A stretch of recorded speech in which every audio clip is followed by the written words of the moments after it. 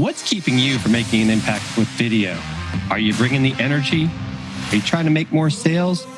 Or do you just need a job? On this episode of Dealcasters, LinkedIn expert Judi Fox takes the stage, grabs the hot mic, and lays out her pillars of how to rock your videos that deliver results. You don't want to miss this one. Fox rocks right now. So let's introduce the one, the only amazing Judi Fox. Fox rocks! I have to put on the Fox ears. That's right. That's right. There we go. Yes. I even put them on top of the LinkedIn hat so I could say I was LinkedIn like a fox when I went to conferences. Wow. Always That be was branding. cool. That's Always. it's about being memorable. Yes. Yeah. Love it. So Judi, I know you've been busy. I mean, you're raising your son and a puppy as well, right? I don't know. Yes. Who's I don't more know where difficult. he is. And you continue to use video. You're doing a lot even on TikTok now, right? I did get started on TikTok. I dipped my toe in it because I think it is a powerful place, but I definitely have not gone all the way in the deep end of TikTok. But it's tempting. It's tempting to dive all the way into TikTok. I have not done that yet. Every once in a while, like they started to talk about TikTok shopping. I have seen people blow up on TikTok with Amazon links to be able to say, this is what I bought. So yes, I actually see the power of that because I had a video go to 500,000 views on TikTok, over 10,000 likes. 10,000 people saw my backyard and everything that I purchased for my backyard because it was a before and after. And so I got so many questions. Where did you buy your lights? Where did you buy your couch? Where did you get those cushions? Where did you get that?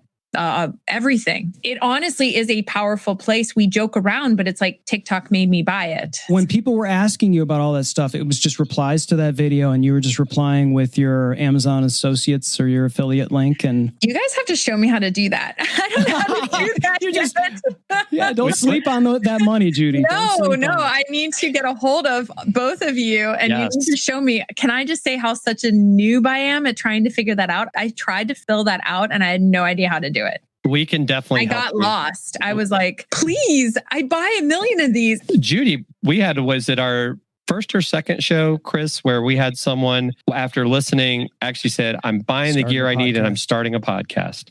Oh, that's amazing. And that's what we love about what we're doing on this show, really, is that we're helping people. And that's why we brought you on today, Judi, because we know you can help people create video that rocks.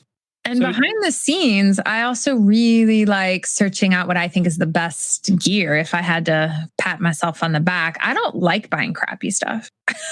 Can that be a blunt message? No. Absolutely. I think that, and you know what, I think that's such an important statement. In fact, we talk about it. People always talk about cost. When it comes to gear, I say it's an investment. So I think you're right on. It's right. You know, if you have to save your money to get that right piece of gear instead of getting, like you said, crap.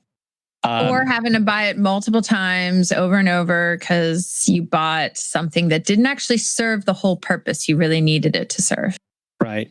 So Judi, what got you started in doing video? I mean, because when you look at your background, right, chemical engineer, business, consultant, and really were involved in stuff that seemed like to have nothing to do with video. I mean, how did that happen? My 2 starts to video really started with 2 things. I joined Toastmasters and I wanted to document my talks, not from a place of anyone else seeing it, but from a place of I want to improve being a public speaker. So I filmed these Toastmasters presentations, humor speech, and all the different challenges they give you to craft talks for Toastmasters. Started recording them, and I put a few of them out online on YouTube. And one, I think, is at like 20,000 views that people have watched one of my Toastmaster talks. And they watch it all the way through. Like it's got a really good, I don't know, dwell, whatever the terms, I don't even do YouTube. So the point is people are watching this YouTube video of me in my pajamas on stage, giving a speech. And I guess that kind of describes me. I was willing to do it back in 2008.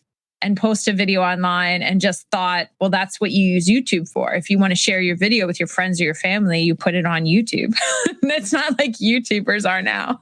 The second reason I got started and what really led up to finally posting videos on LinkedIn was because I started filming a video every day, as Jim said.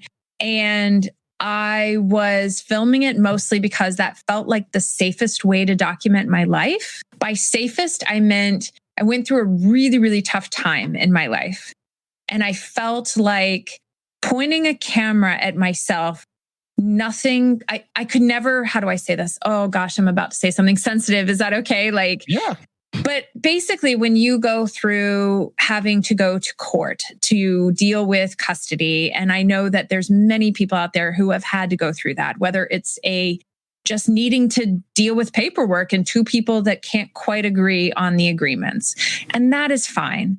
At the end of the day, though, it drilled in me that whatever you put in writing can be used for or against you anytime in life. And I think it really drove that home because as I experienced that situation, I had text messages, I had emails being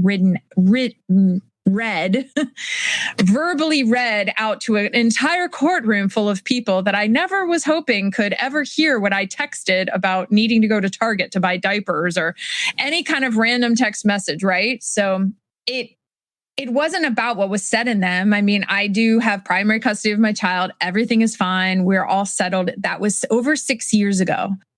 But 6 or 7, oh my goodness, granted, 7 years ago. I'm going to stop. The point is, 7 years ago that happened. But I then felt like nobody can really twist what you say on video. You can take statements out of context in an email. One sentence in an email, if you are sarcastic or if you're being silly, it can be read wrong. We all know that. We read the news. One sentence. And granted, can that happen on video? Yes. But here's the thing. You can then say we need to see the whole clip. Whereas it feels like in writing, it just felt unsafe at the time. So that forced me, good or bad, to think about, you know what? I'd like to just document my life with my son and I'm raising him. And I just started pointing the camera at myself to document a moment a day. That's all that it was. It was based off of the 1 second app. There's an app out there that inspires you, or it's supposed to inspire you to film a 1 second video of 1 second of every day of your life. And then at the end of the year, it compiles into a 1 year long video. And there you go. So that is what started the whole thing. And that's why I have 4 years of 1 second, 10-second videos that I filmed of my life. So you took these 1 second videos from and used this app to do that. Those didn't make their way to LinkedIn. They have now. Oh, they have now. I ended up deciding to share a 1 minute of some of those compiled. I don't remember when I compiled it, but I definitely did take a moment after I learned more things about video editing. I learned how I could make my own video with set to music and my son's voice and my voice and kind of put it together. And I was very proud of my 1 minute video. I should put it out there more, but I did post it once on LinkedIn. It got probably like 10,000 views, but it just meant something to me. So yeah, that's fantastic. And it's so very, very, very personal, obviously. But LinkedIn, at least back when you were doing these 1 second videos 6, 7 years ago or whatever, LinkedIn was at the time wasn't where it's at in terms of video, but also was a very different platform 6 or 7 years ago than it is now in terms of how people treat it, more for business and put on your nice suit and tie and I wear fox ears on there now. Whatever. Yeah, but now it's completely different, and people are sharing and being more vulnerable and being more transparent. So when you work with people with LinkedIn video, do you try to help them be a lot more transparent and vulnerable in their videos? Yes and no. I think we think that we need to go all the way over here and open up a whole case of our lives. What I did with that video was I used that video as part of a story to share about why I left a job. I left a job because that video didn't actually match it matched the story of why I left my job, because I left a job because I actually wanted to spend more time with my son. And I also saw the impact that a toxic workplace was causing on me and my son, and the environment it was causing at home to be in a toxic work environment. So I did turn it into a quote unquote professional post. So what I tell people is, we're not there just to see a Facebook video of you or a picture of you and your kid. Like, it's not, that is why people say this isn't Facebook. But if you are able to take any image of your whole life or any story, any video, and you put some type of transformation, lesson learned, something that goes with it, then we're here for your career. We're here for your journey. We're here for what you learned from all the moments in your life. And I think that's how the platform and I think about your content. So if somebody works with me, I'm not trying to get them to open up Pandora's box and to see what comes out and be vulnerable and be authentic. Almost you need 1 degree of a little bit of your personality. If you don't want to show all of it, don't. We just need we need you to just be a little bit regular. Like a little, one top button. Your smile can be authentic. That's it. Like, we just need that. We need some expression. We need some movement, but hello and welcome to my video today. Like, we don't want that. But I think if that's all that I tell people, the reason why 4 years without ever seeing the light of day, those 4 years of video, they matter because I got super comfortable shoving a camera in my face. And that was the transformation. That's it. I think a lot of people, part of their hesitation with doing anything, not just a LinkedIn video and setting up their profile there, but if you're wanting to create a YouTube channel, if you're wanting to do a podcast, you're wanting to do a live show on Amazon, you've got to get in the reps. You've got to do that first one. Your second one's going to be better than that first one. You're going to get to the third one. And eventually, you're not going to be doing, 300,000 1-second videos and cobbling them together with DaVinci Resolve or whatever software you're using for your video. But why not have that goal and start with that first one and just power through it? And do you ever go back, Judi, to your very first video and watch that video and say... I was just scrolling back to it today to show somebody. So yeah. Isn't it wild to see how far you've come from that? Yeah, it's not only scrolling back to the first video on LinkedIn, but even just the first video I ever posted online, ever, anywhere. I think that is important because we talk about it, but I think it's still hard because people get so much advice and they get so overwhelmed that their first videos have to be perfect, or that the world has moved on. And now the level of entry into LinkedIn or into video or into YouTube is high, right? Like, I might scroll all the way back to, I don't know, I know I've scrolled back or I've seen Sean Cannell and Benji Travis, their first videos, because they point that out all the time, by the way. Go look at our first videos. And then they reposted their first videos. And then we sometimes say, and I will challenge anyone listening, I've heard this, well, that was back then. You could do that back then. And I think the reason why I probably say it's powerful for people to still do that today and show it happening today. So I feel like I'm a little bit of showing it happening today, because some people might say, wait, you just came out of nowhere. I started posting videos March of 2018, but even you getting started today, making quote unquote raw, rough, not perfect videos, awkward on camera, very uncertain, nervous, feeling like you stumble over your words, like all those things that happen. It is truly, I am a story of, I didn't post all those videos, but I still just taking them. You just start taking them. Like, it's crazy, the transformation that happened. And if it can, I feel like truly, and I don't mean to be like a little bit, if it can happen to me, it can happen to you. But that is a rep that over and over, you cannot help but get better. I think that's so true. And I think the other thing, Judi, is that, it's like you said, I've gone back and watched the first episode of the Tim and Jim show as an example.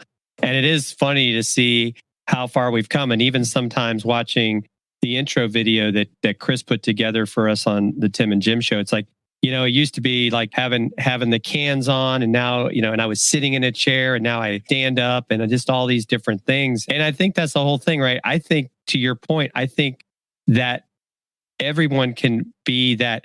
It doesn't matter if it was 10 years ago or today that you do your first video. The biggest thing is we're all at different points in the journey. And don't try to compare yourself and say, oh, well, I could never be like Judi Fox, or I could, but you know what? You're right. You can't be like Judi Fox. You're you.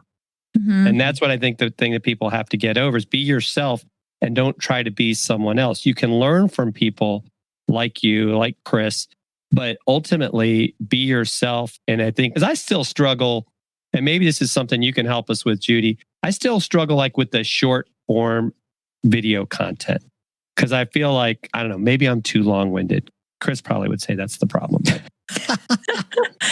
I think the easiest thing I tell people for getting short form content out of themselves is start by doing a Gary Vee model where you take the long form of us on camera right now and you take a clip of yourself just saying what you just said, that you struggle with short form content, and you make a post on LinkedIn that says, do you struggle with short form content? And then you write out a post that literally asks that question. Your video that goes with it is exactly what you just said. And you then say, here's what I'm going to try to do. I'm going to follow. You can claim the Gary Vaynerchuk with Judi edits on it. And, and then you just go down from there. You just share a little bit of tips about what you're going to do and if you're going to keep trying it. But yeah. Yeah, you bring up a great point. It's like, I think a lot of people think when they want to do these videos and they're by themselves and they've got their phone, that it's a very singular personal thing. And you're not talking about that. You're saying, I'm going to invite other people along with me on my journey. I'm going to post this video and I'm going to be asking them questions. I'm going to be pulling them in. And it does two things. It involves other people, so you're going to get more activity, right? But you're getting that feedback. And I think, as podcasters do this all the time. They're like, I don't hear anything. I record it and then I just kind of send it out and I'm not hearing anything. Well, are you asking for that? I mean, are you creating content that would compel people to interact with you? And I think that's really key. What you say is, don't just fire up a video and talk about yourself all the time. You talk about yourself, but try to have other people identify with what you're doing and invite them along for the ride. And then you're going to get that interaction. Yeah. Then you're going to get 500,000 views on TikTok. We do have a question from Jeff C. that I think is pretty interesting because it kind of goes back to what you were talking about earlier. Is there still, space for people just to get started using LinkedIn Live, or is it saturated in your opinion? It is not saturated. Just like I think somebody would say it's not saturated for anyone on video. There's a craving for voices that we're going to love. And I think we still don't know who we're going to love next. And I think the ability to get on any channel is available. What I would say about LinkedIn video is if you have access, because you have to have access. So that you got to apply. Keep your application short and simple and make it clear that you know how to do video and that you're going to say normal things. That's pretty much the barrier of entry. They just want safe people to be on video. So thank you, Jeff, for the question. So I think LinkedIn Live, I just did a live stream today and I think it did really well on LinkedIn. And it's really deeper conversations that happen on live stream. Like, I feel like I'm talking to Jeff right now. Jeff, I am looking you in your eyes. Like, I feel like I know he's there. People will spend hours trying to make a 5-minute video perfect. Just let it go. What are your thoughts on that? The thing is how people are going to work with, if you are somebody that has a business where somebody's going to have to work with you, they're going to have to talk to you at some point to work with you, then live video is powerful. I will just flat out, because I know that after I do a live video, after I interact with somebody, it's going to be the same way when they get on a Zoom call with me. I'm going to be whatever, Judi Fox, and I'm going to have my same energy. And I know who I am. And if you like getting advice the way that I tend to give it, it's like, I don't know how to explain it, but it's like a little bit of, I've been told it's a little bit of like a hard fist, but it's soft and fluffy and it's got, but like I punch people, like I'm like, hey, you have to do, like, wake up, like, let's go. Because if you're going to make business happen on LinkedIn, all the things we're talking about, they lead up to getting business. And business is a bit of a, how do I say this? There are certain things you do right and certain things you don't do. Like you're asking yourself, why are people not replying to my direct messages? Then I'm your punch. Why are people not watching my video? I'm your punch. Because I can tell you why most of the time. I can be like, look, you didn't earn the right to earn their 2 minutes of watching your video. We got to dial you back to 10, 20 seconds. Let's upload a video that's super short, a small micro clip of Dealcasters Live, a micro moment where we were laughing and having a good time. And you can talk about how this show has impacted you and your brand, or you do a story about you are 10 episodes in and the 5 things I learned from doing 10 episodes on Amazon. There's so many posts. I've got posts for you for days, everyone. So we just got live coaching, Jim, from Judi Fox. But I want you to ramp up. So if you're going to join LinkedIn Video, if you're going to join LinkedIn Live, start out your first show with something that is more memorable. Like if you were going to do all the different things you could possibly do to start in what you might think of as maybe LinkedIn Live is saturated, start out with something memorable. Have a great banner like this. By the way, I need, like, if I'm going to do a LinkedIn Live show, I obviously need whatever you guys are doing. So just FYI. We might be able to help you with that. You'll have to services. Yeah, I know somebody who does all this stuff. I need services. I don't know how to do all of this, but I know how to have fun on camera. Right. Yes, you do. I think, one thing I wanted to talk with you about, and you mentioned it, you're focused very much on live, right? You're telling people you need to go live, but it needs to be short. You got to dial us back. And I think live video, obviously, we're live 10 right seconds now. of a live video, by the way. I Sure. was saying 10 seconds as an uploaded video to tell you about a live video that I was doing. Okay, got it. Gotcha. Okay, yeah. But I think part of it is that when people know it's live and they see that it's live and it's not something that is washed with, edits and pulling in, transcripts and words, and it's got all the, you could just tell it was just somebody paid somebody else to take whatever you're doing and make this video. It comes across, it doesn't come across genuine, I guess. Mm-hmm. Whereas if it's something that's live, and it's kind of like why Instagram Live, I think, works well for what it is. I sure wish we could be on Instagram Live right now, but you can only go live on your phone. You can't do all of the stuff that we're doing right now. Kind of like Clubhouse. Right. It's different. And so it's like, it's rough around the edges. You're going to say ums and you're going to say ahs, and there's going to be a shot up your nostrils because you're holding the phone like this or whatever. And people seem to be okay with that. They're a little more forgiving, maybe even a lot more forgiving on platforms like that. So do you see that with LinkedIn and other platforms as well? Yes. The live stream I did this morning, we actually had a lot of technical difficulties. And so we had audio problems. We were just rolling right through. And and we were talking about LinkedIn video. And I said, this is how you show up and you lead. You're a leader.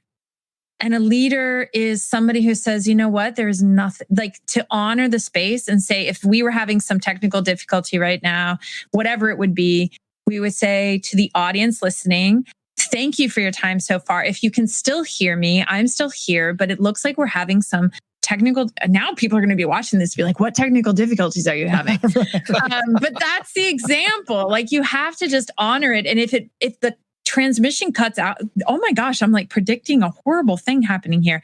But like, if everything just went to whatever, when you say people are forgiving, I just think instead of thinking about them giving forgiveness, I just think about it's just people who are just kind and nice and accepting. And they would hope, I think they also think in their heads, if they were doing a live stream, that people would be kind to them.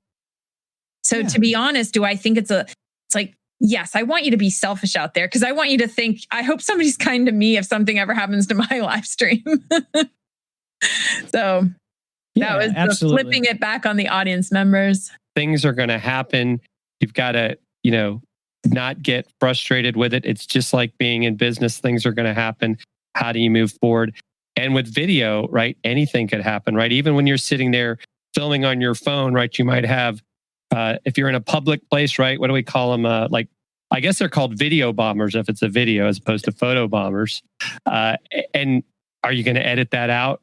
Or because you might have just said something. Might be funny. Yeah, it could be funny. Absolutely. And so it's just you just never know. And I think even we had a couple weeks ago, we had Russ Johns on our show, and his camera the battery started going out, and so we could still hear him, and the screen was black, but we just kept hey. That's what happens. I think my favorite is Ross Brand had me on his live stream, and Ross, right? Yes. So he had me on his, and it was a pretty long show, and we had multiple people. So I wasn't the only. We had 4 squares, and we have multiple people right now. What am I talking about? But we were all equally kind of talking. It was more of all of us just talking 4 squares, if that makes sense. And I meant to mute because I said, oh, hold on a second. So somebody else is talking. So I just tried to mute myself. Well, instead of muting myself, I was literally yelling in the live stream, really loud. Yeah, you can get some cereal. It's okay. I'm yelling into the kitchen. But obviously everyone has to stop talking because it's not muted. And I come back and I went from yelling to looking, and everyone's just looking at me.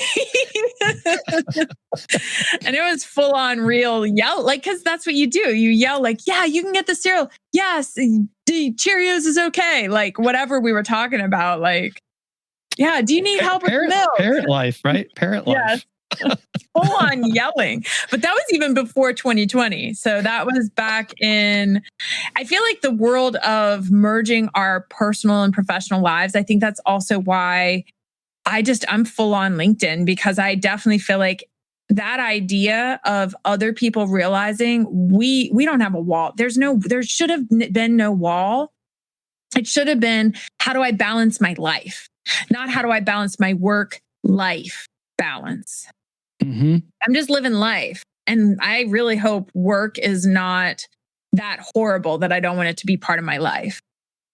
So that's an excellent point. I think a lot of people, they talk about work-life balance, and I don't think it exists. I think it's life balance. How do I balance my life? 100%.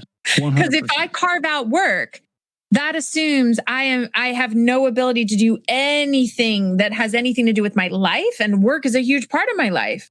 So how do I merge everything in? And I saw articles that I think are finally being acknowledged that we have things that we need to actually get done during the day.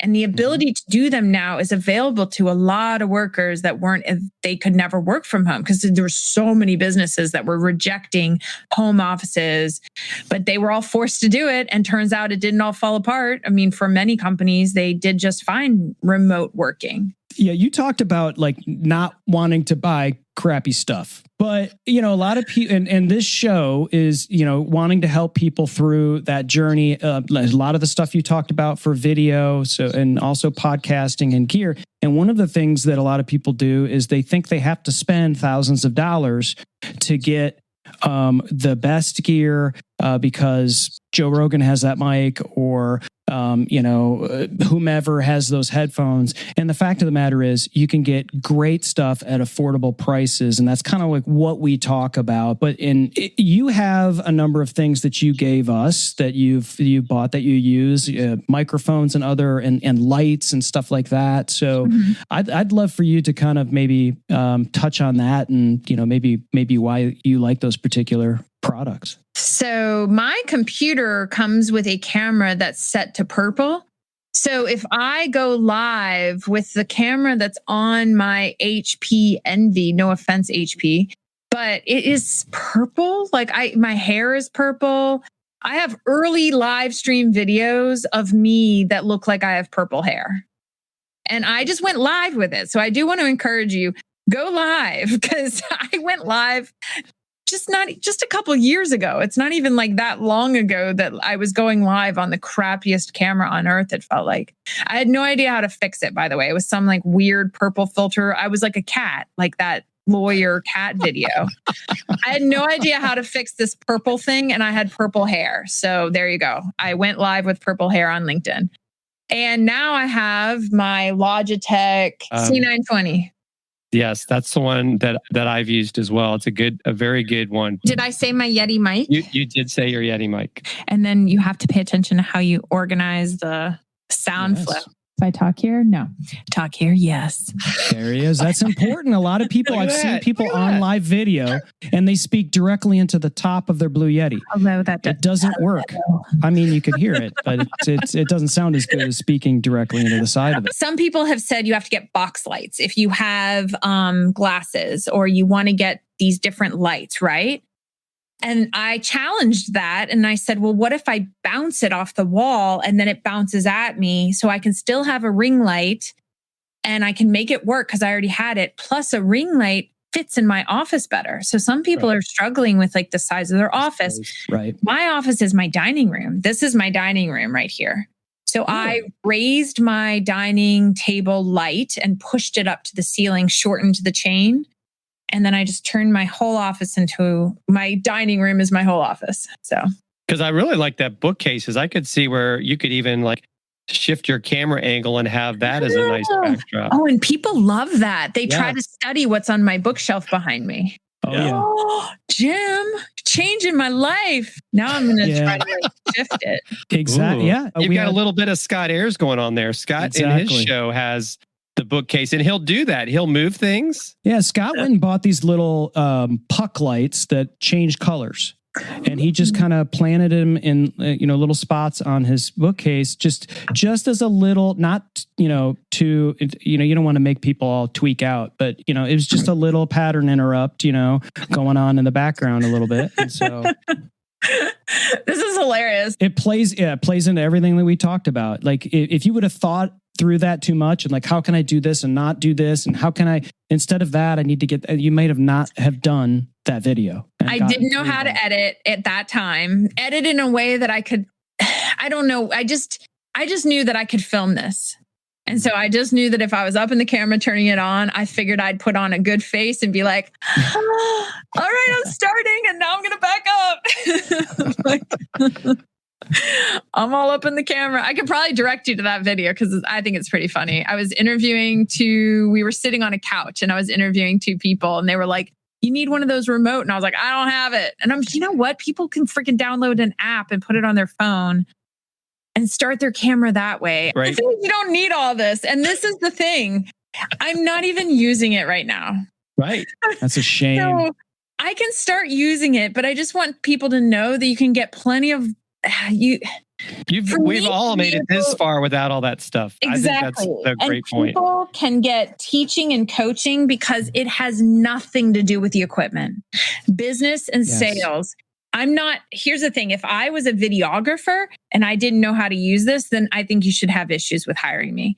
But I'm claiming that I can get you business from things you do that drive traffic, that sell you, from how you positioned your sales script, how you positioned your social proof, how you position yourself on all of these platforms to position your sales. That's different. That's my jam.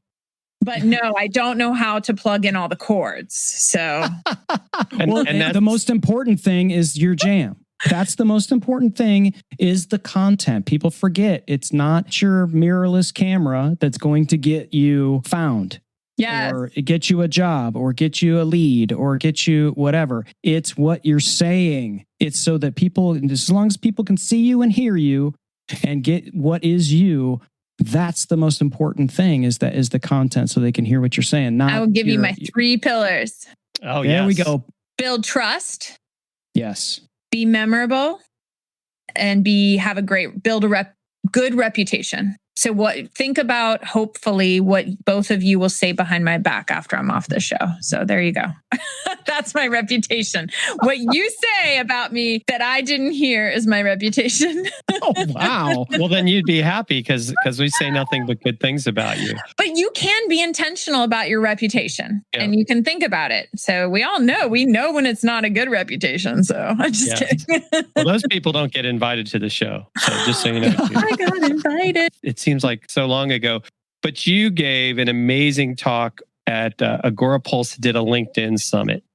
And one of the things that really resonated with me, because, it is, right? It's all this, creating all this content. It's like, look, you don't have to post every day on LinkedIn. Just engage with people. I think was it try to engage maybe with 10 a day? Was that kind of your formula? Yeah, it would be more powerful if you actually made 10. Again, we're coming from a place of touch points. People have to be aware that you exist. Literally aware. Nobody can hire you if they're not aware that you exist. Like, can we all agree on that? Yes. Right. I can't hire somebody that doesn't exist. So second, after they're aware of you, they need to evaluate you.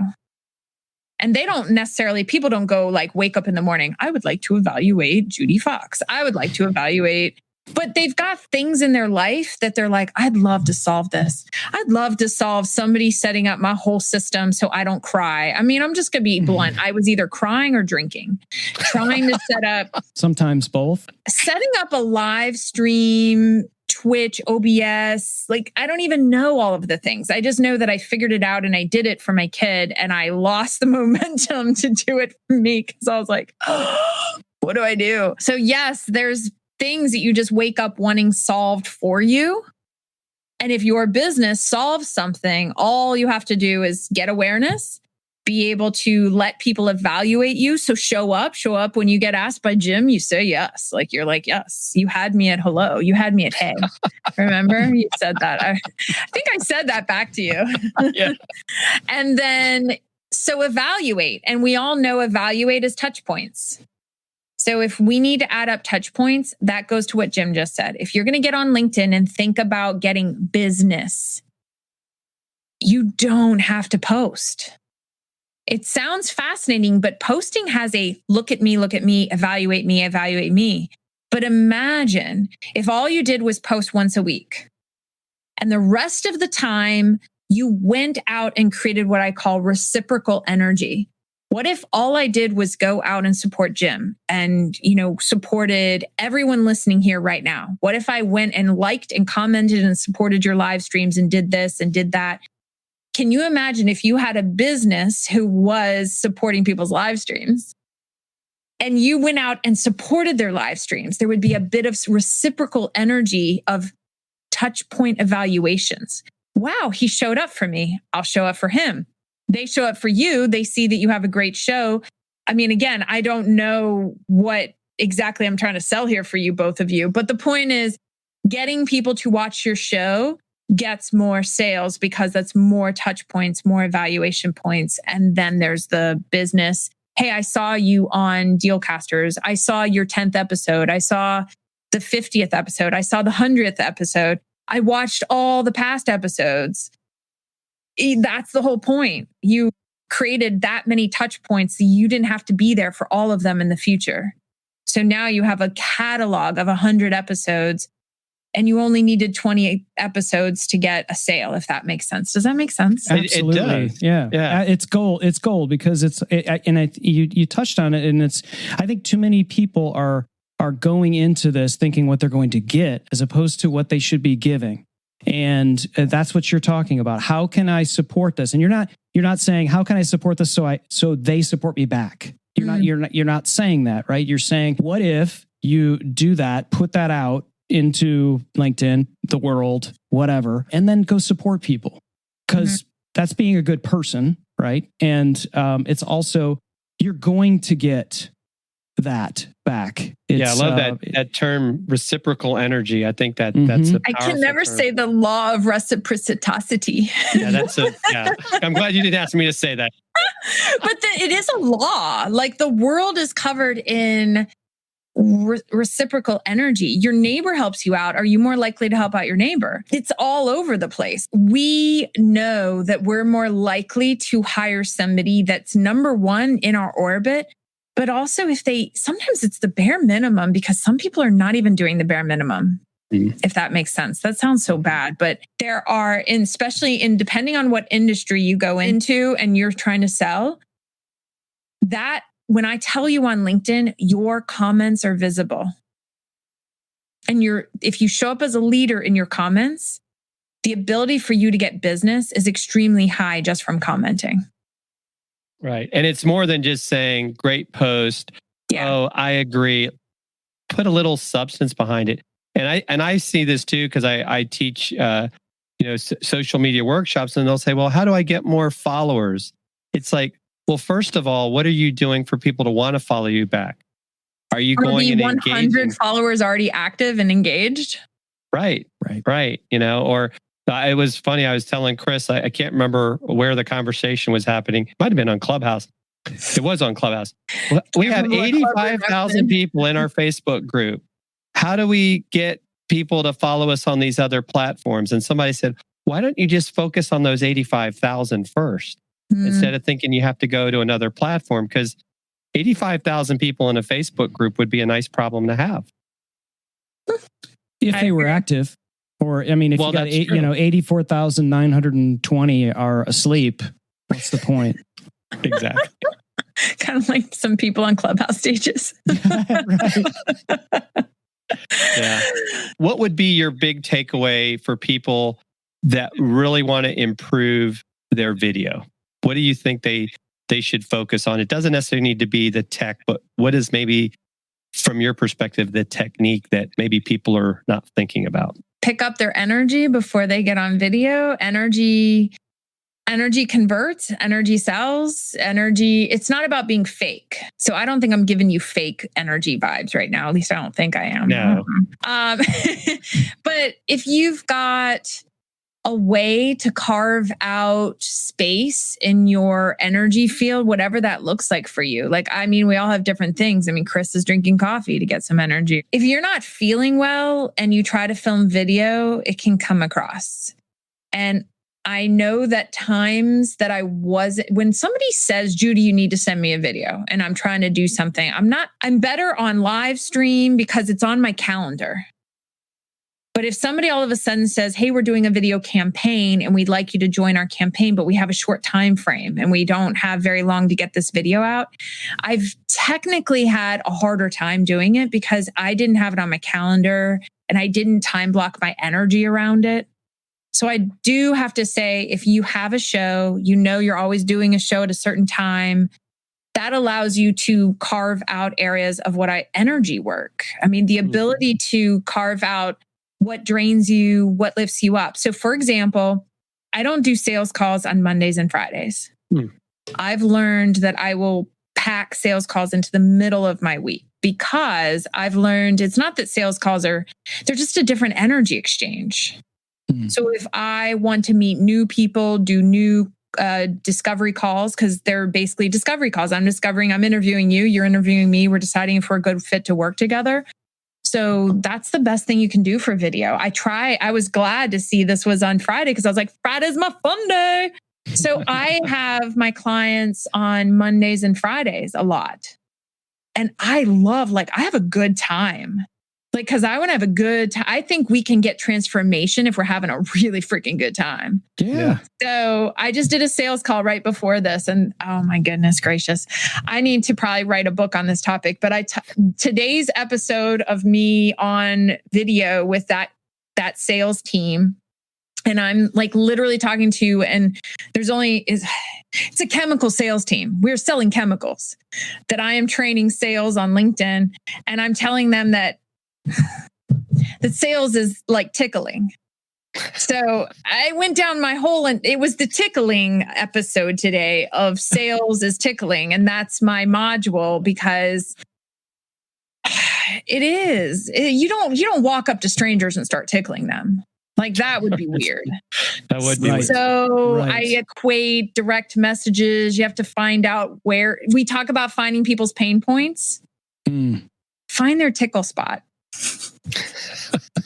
Wow. It makes it so much more enjoyable to sell if you're thinking about tickling. But now I'm embarrassed that I just said all that. Well, no, it's true. How many times you get a direct mail on LinkedIn from somebody multiple times, and it's like, You know they're looking. I don't even know. I don't even know you. Are you gonna buy me dinner first? Like, what is They're like, what are your goals for 2021? And you're like, tickle, tickle, tickle, tickle. Hey, yeah, touch me. I'm not ticklish there. So you don't even know me. Try to tickle somebody right away on LinkedIn. I'm just kidding. See, it's so much fun to work with me. So that's why energy. That was the long answer to think about when you do videos, when you can show up best and give your best energy on camera, because that's what's going to come through. Yeah, don't force it, right? Because I think that's to your point. If someone said, "Hey, we'd like you to put a video out for tomorrow because we want to get it out as part of this compilation," you're kind of like, "Oh my gosh, really wasn't ready to do that." So I love that idea that you give. It's like, hey, I want to kind of time block when I'm going to do my videos, because then I can mentally prepare for it. I mean, because like we've been preparing for this for weeks because we knew this was coming.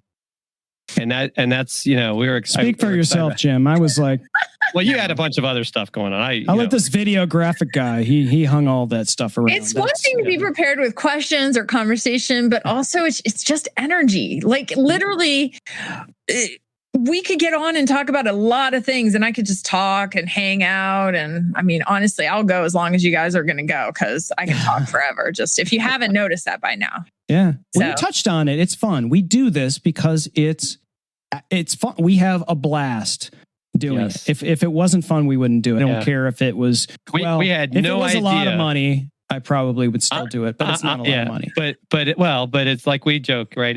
It's more money than the other live streams we do on those other channels. And it's funny because we had no idea what to expect. I mean, other than the fact that Chris and I finally had an opportunity to work together on camera and just, to have, fun people like you that, you can try to tickle us. It's a little hard through the camera though, Judi, just so you know. I tickle in those DMs, so I don't know what you're talking about. We're not here to solve everyone's bad DMs, but we're here to get you the results that you want. So yes, if you start tickling people in your DMs, then you'll get better at direct messages. Yeah. And something that Judi does that, and I think Twitter finally caught on to this, Judi, but they are starting audio DMs. And that's something that I know a lot of times when we communicate, you'll actually send me an audio DM, which, it probably takes less time than typing it. Do you think?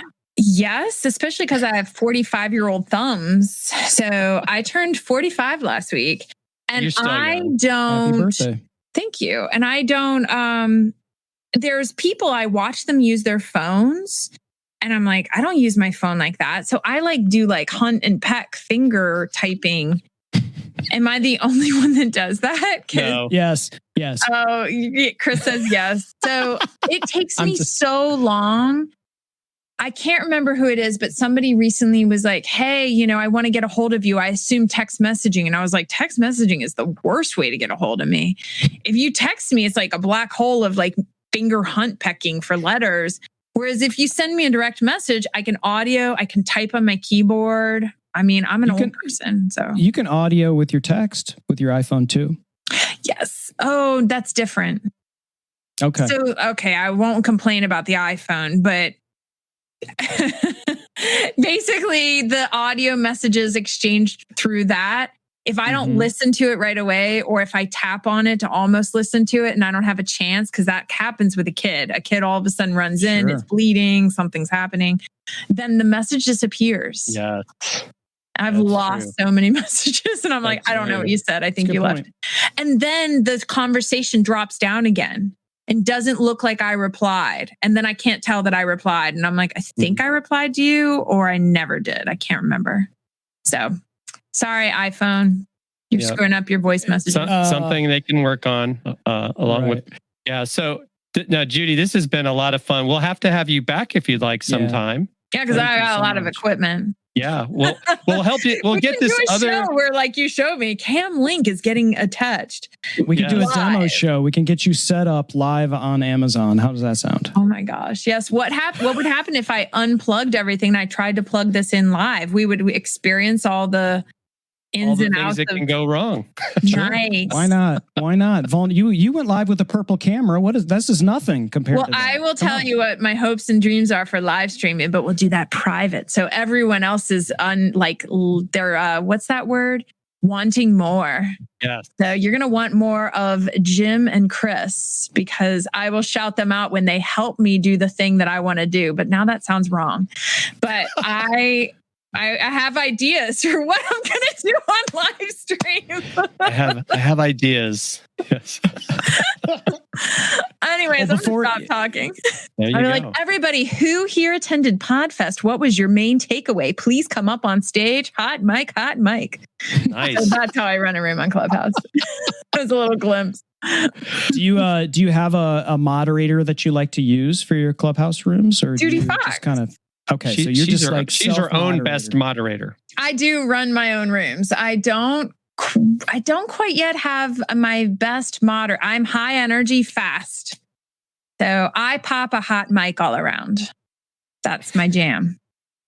Because why tell people it's 20 or 30 seconds? Just tell them, like, I ramp up the level of hotness on the mic. And I'm like, this mic is lava hot. So then I don't have to tell them it's 20 seconds or we're keeping it like 10-second intros. I just tell people the strength of the hotness of the mic. Like, it's a lukewarm mic. It's pretty chill. You can hang on the mic and hold it for a little while, but there you go. It's a cold mic. You can hold on to it for a long time. Yeah, because there are some people on there, they like to talk a lot. Mm-hmm. Well, and it's easier to interrupt somebody when you've told them it's a hot mic. Then it's kind of fun because you get to say, "Hey, hot mic, let's pop it back." Nice. So it feels different than, "Hey, I wanted to keep it to 20 seconds." That's like so. Yeah. Yeah. Nice. Yeah. I run a fun room. I kept 300 people in a room with me for 4 hours. That's a long room. Oh, wow. And I was the mod and the entertainment.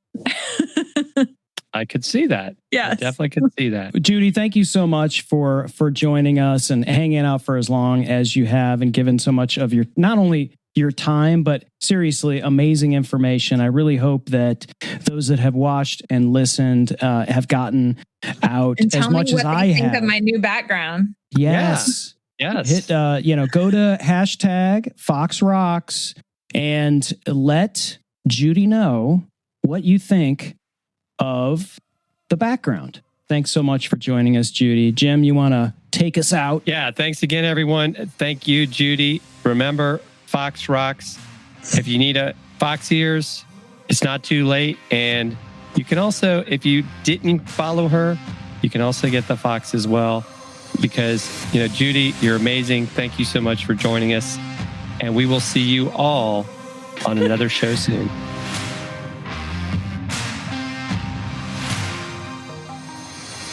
Thanks for listening to Dealcasters. Congratulations. You've taken another step forward in your content creation journey.